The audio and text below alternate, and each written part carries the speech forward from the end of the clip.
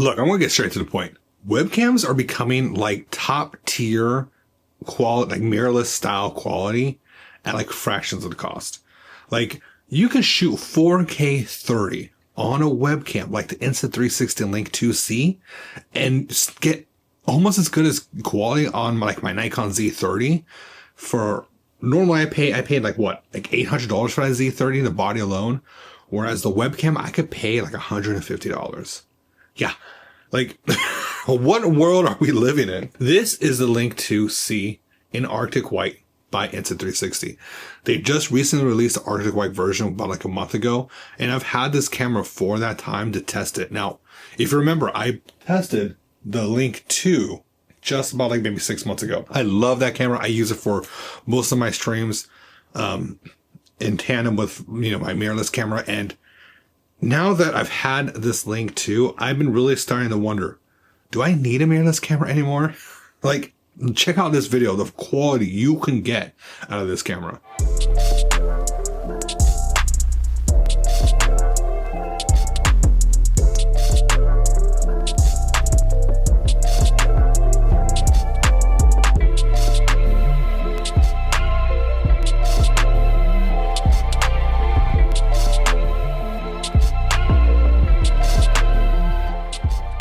Let's take a quick moment and thank Insta360. They actually sent this camera for me to review. They're not paying me or exchanging me for anything else besides sending the camera for free for my honest review. They don't have any input in this video. All these opinions are my own. So if they don't like it, too bad, so sad. But I want to make sure that's disclaimed in this little disclaimer. Let's get back to the video. So what's different besides from this camera from the original Link 2? Not much. You get the same as far as sensor. You get the same application software. You get the same aspect ratios from 4K 30 down to 1080 60. You could do portrait or landscape, whichever you prefer. The only other difference is for privacy, you do have a shutter like this. Check this out. You have a nice little shutter that could open and close.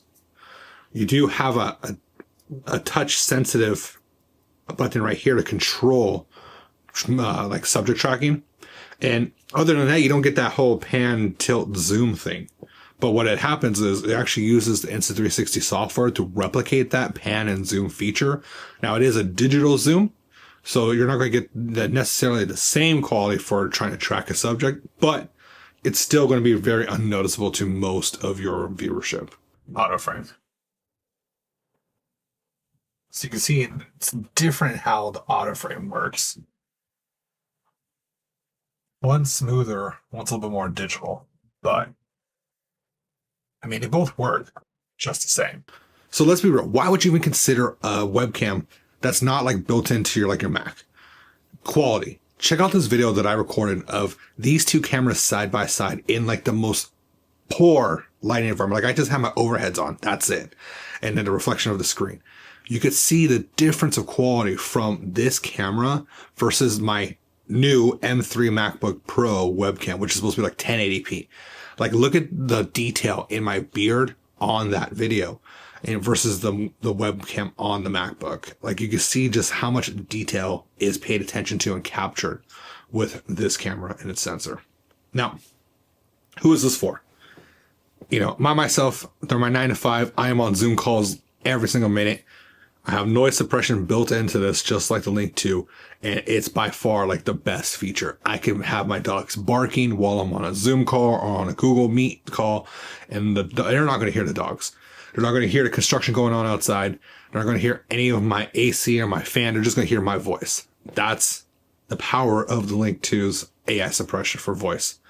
So a couple tech features about this camera. It could be up to 4K 30.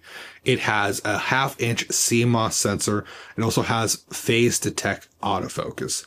So imagine like your mirrorless camera and how you can actually zoom in and zoom out, and you can actually have that creamy bokeh in the background. It's able to capture that and have subject isolation, especially when you're trying to demo things, like maybe you're trying to show off a product or something like that. So without having to worry about AI, like additional bokeh or background suppression, you get a good native feature with just the lens alone. So what do you think? Is the Link 2C right for you? Is it going to meet your aesthetic, especially in the Arctic White? I gotta say, this is like by far like the cutest like little camera are one of the cutest that I've ever like messed around with. Now, I do wish that like on its base, I could set it up vertically to have it magnetized, but I would have to use like a tripod or some kind of ball mount to turn it for like vertical video. That's probably the one thing I wish it had. But other than that, honestly, for 150 bucks, you can't go wrong. So if you're interested in the link to see, check out the link in the pinned comment below or in the description. If you have questions about it, leave it in the comments below. Otherwise, I'm Joe. This is Mod2XL. And as always, get out, create, go shoot, shut up, get out. I mean, I love you, but you know what I mean.